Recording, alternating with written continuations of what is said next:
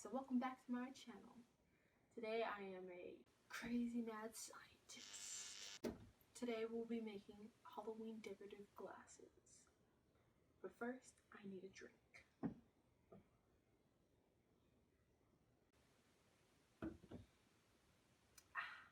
Okay, so the supplies you're going to need for this project include paint made for glass. Usually any type of multi-surface paint works.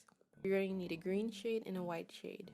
It can be in a satin or a gloss finish, that really depends on your preference. You're also going to need pins that are made for glass in a black and a silver color. Sponge brushes, they can be any size, and regular paint brushes. I had two, one for outlining and one for filling in, but you can use one if you really like to. And last, you're going to need glasses in the type of square shape.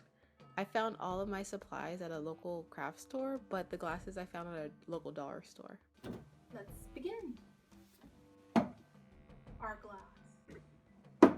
our paint, our brush, and something to put the paint on. Make sure you want to start with a clean glass, and we're going to do upward strokes. Isn't it just fun watching me paint? You're going to want to hold the glass by the base or whatever it's called, just so it doesn't get all over the place. Now we're going to paint the bottom part of this glass. Don't be scared to get it on the stem. We're going to paint over that later. Now we're going to want our Frankenstein head to dry. Once your first coat has dried, you want to probably apply 3 coats. I needed to apply 3 coats because it was really translucent and I wanted it to be really opaque.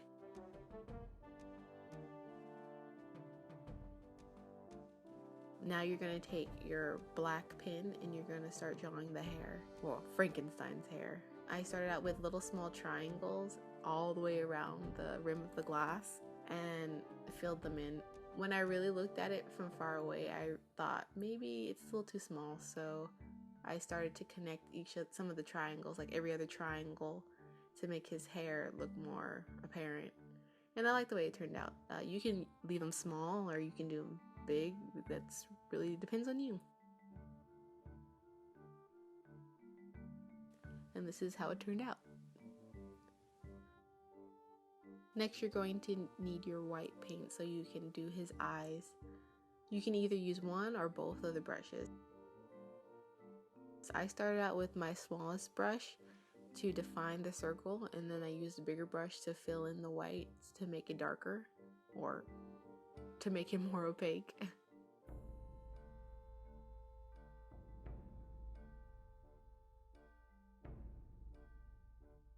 Then I took my black pen again and I drew his smile, or just his mouth. He didn't really smile.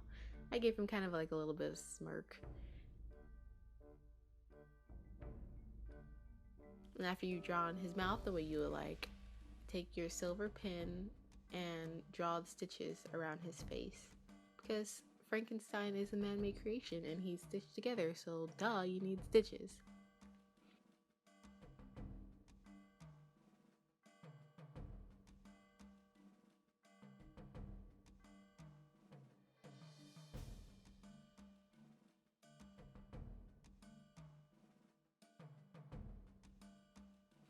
I also decided to draw on some bolts on the side of the glass because Frankenstein needs his bolts. How else did he come to life without them? And last, give him some pupils because how else do we see without them? When I was finished drawing on the stitches, I realized they were too light, so I went over them with the black pen again and then the silver pen to make them more apparent.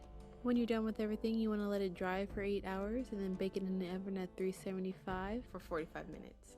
Or whatever the instructions say on the paint. That way it cures and it won't come off during any kind of washing. And there you have your Frankenstein wine glass. Perfect for any Halloween party or just hanging out at home watching scary movies if you like. Well, I hope you liked this week's DIY. If you did, please give me a thumbs up and subscribe for more videos. Please check out my last video where I showed you how to make brownies from scratch and how to turn them into a ghost graveyard. Follow me on Instagram, Twitter, Pinterest, Tumblr. I just started that, so there's not that much up there, but if you would like to follow me, that'd be awesome. I'd appreciate it. I'd follow you back because I'm new to Tumblr, sadly, and help me. Okay, bye guys. A little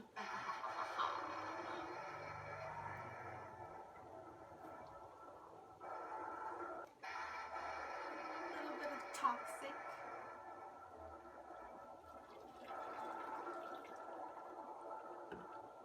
A little bit of zombie virus.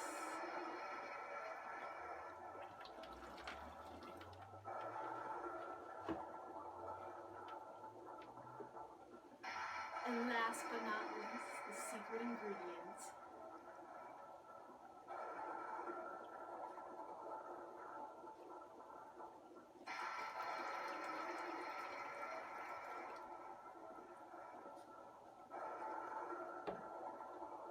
Now I can take over the world.